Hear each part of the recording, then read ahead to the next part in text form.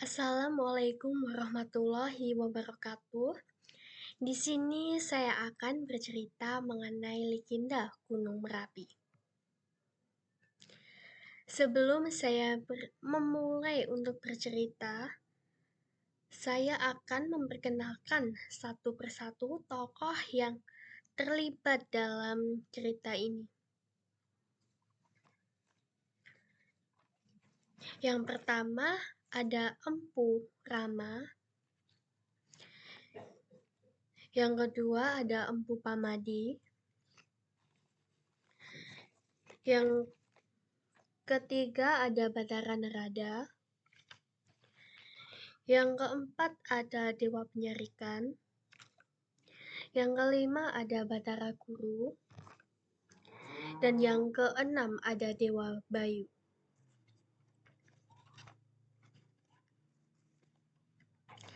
Baik, di sini saya akan memulai bercerita mengenai Gunung Merapi.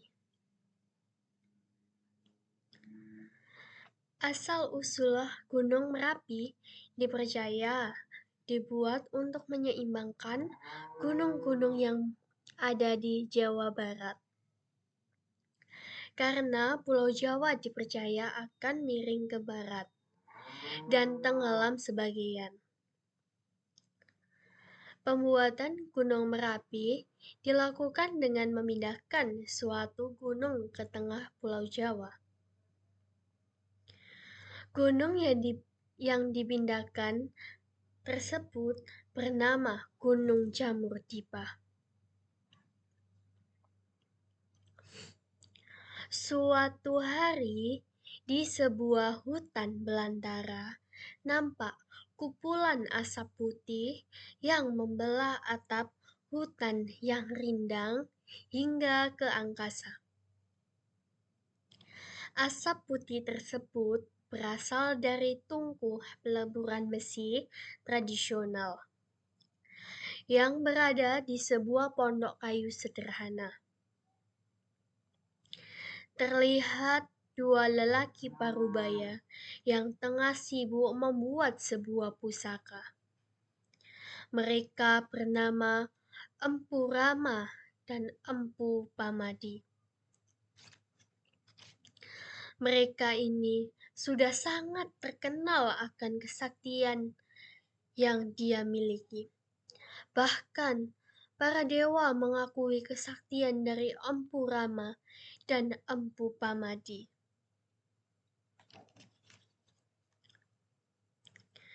Sementara itu, di tempat lain ada dua dewa dari kayangan. Dewa tersebut bernama Batara Narada dan Dewa Penyarikan. Kedua dewa tersebut tengah sibuk untuk memeriksa sebuah gunung di sisi selatan Pulau Jawa. Gunung tersebut bernama Gunung Jamur-Dipa. Kemudian, keris yang ditempa Empu Rama dan Empu Pamadi telah selesai dibuat. Keris tersebut memancarkan aura yang begitu hebat. Batara Narada dan Dewa Penyarikan pun kembali ke kayangan. Mereka berdua kembali ke kayangan untuk melaporkan hasil dari pengamatannya kepada Batara Guru. Bagaimana hasil penyelidikan yang kalian lakukan di Gunung Jamur-Dipa? Setelah kami memeriksa Gunung Jamur-Dipa, akhirnya semua menjadi jelas keberadaannya. Tetapi gunung tersebut mengakibatkan Pulau Jawa miring ke selatan. Jadi, seharusnya Gunung Jamur-Dipa harus dipindahkan ke dataran rendah sebelah utara Pulau Jawa. Apakah kalian sanggup untuk melaksanakan tugas yang berat ini? Karena di sebelah utara Gunung Jamrut Kipah terdapat sebuah daratan rendah berupa hutan belantara, sehingga dapat dipindahkan di tempat itu. Akan tetapi, terdapat dua empu sakti yang sedang membuat keris yang menempati hutan tersebut.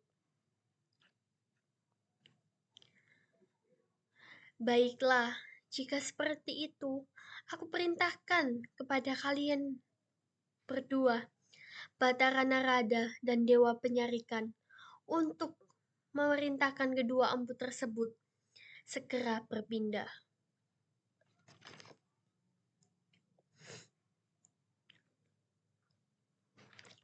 Kemudian berangkatlah Batara Narada dan Dewa Penyarikan menuju hutan di mana kedua empu tersebut berada.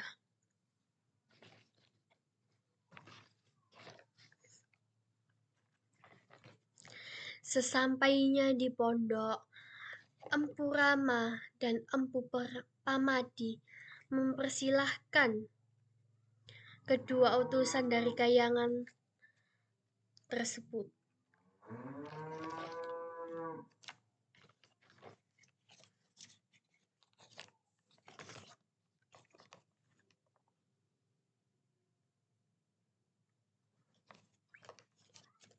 Silakan masuk, Dewa. Ada hajat apa, wahai Gusti? Sampai utusan dari Kahyangan turun ke tempat ini. Adakah yang dapat hamba bantu?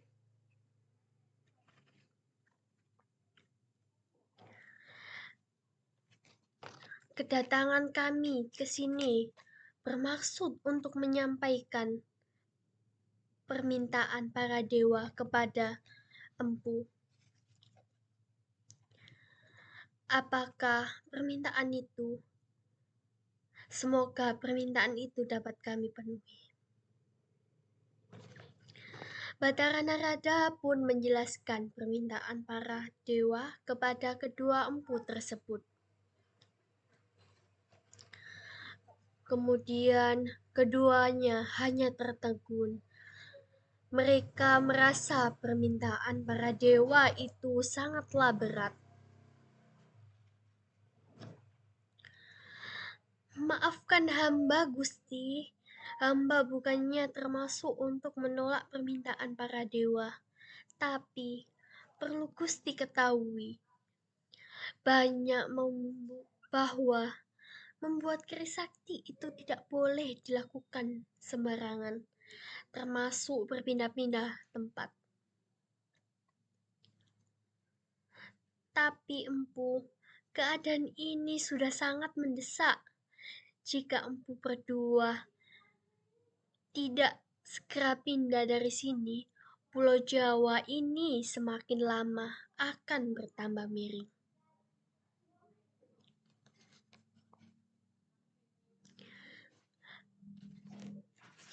Benar kata Batara Narada, Empu. Kami pun bersedia mencarikan tempat yang lebih baik untuk Empu Rama dan Empu Pamadi tinggal.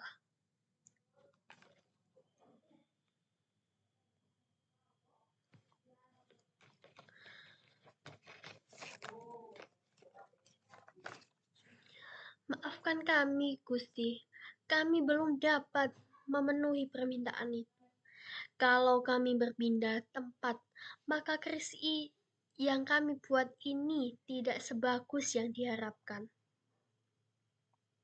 Lagi pula, masih banyak tanah datar yang lebih bagus untuk menempatkan Gunung Jamrut Kipah itu. Karena keteguhan hati kedua empu tersebut,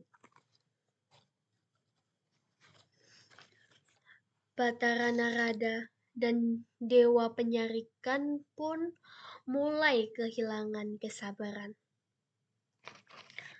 Mereka terpaksa mengancam kedua empu tersebut agar pindah dari tempat itu.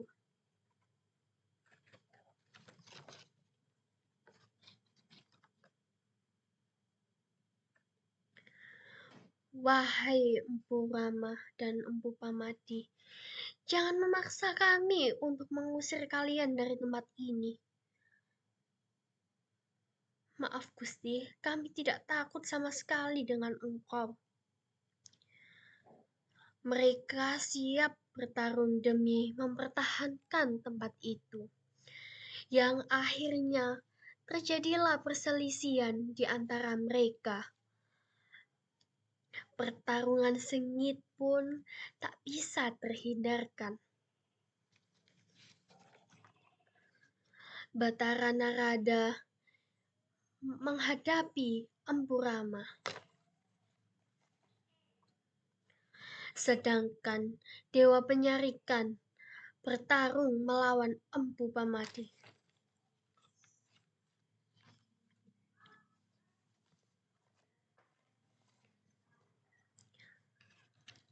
Empu Rama dan Empu Pamadi tersebut tetap tidak gentar meskipun yang mereka hadapi adalah utusan para dewa.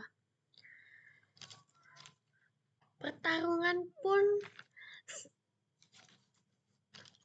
berlangsung hingga berhari-hari. Tidak ada tanda siapa yang akan menang dan siapa yang akan kalah. Namun, kedua empu yang dihadapi utusan dewa tersebut benar-benar sakti, sampai-sampai membuat Bharata Narada dan Dewa Penyarikan pun kalah dalam pertarungan sengit tersebut.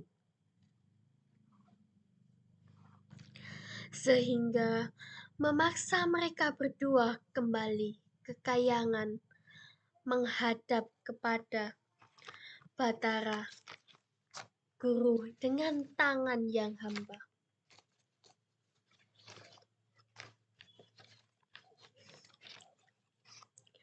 Maafkan kami, Guru.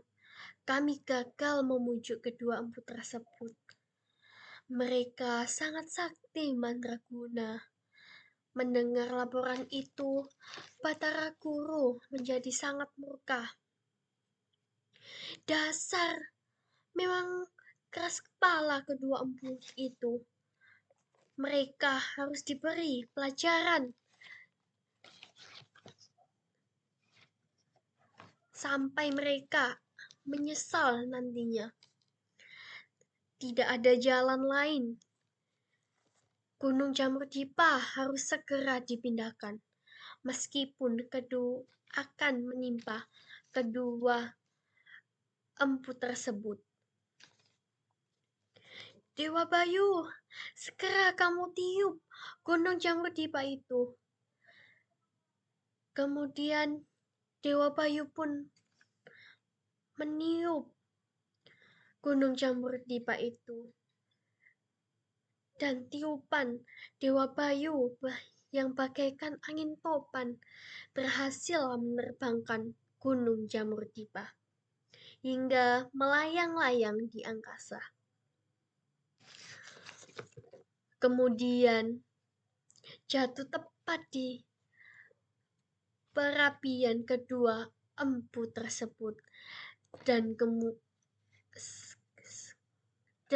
kedua empu yang berada di tempat itu pun ikut tertindih oleh Gunung Jamrudvipa hingga tewas. Menurut cerita, roh kedua empu tersebut kemudian menjadi penunggu gunung itu. Sementara tungku perapian tempat keduanya membuat keris sakti berubah menjadi kawah. Oleh karena kawah itu pada mulanya adalah sebuah perapian, maka para dewa mengganti nama Gunung Jamrudipa menjadi Gunung Merapi. Jadi, itu saja yang dapat saya ceritakan. Terima kasih. Wassalamualaikum warahmatullahi wabarakatuh.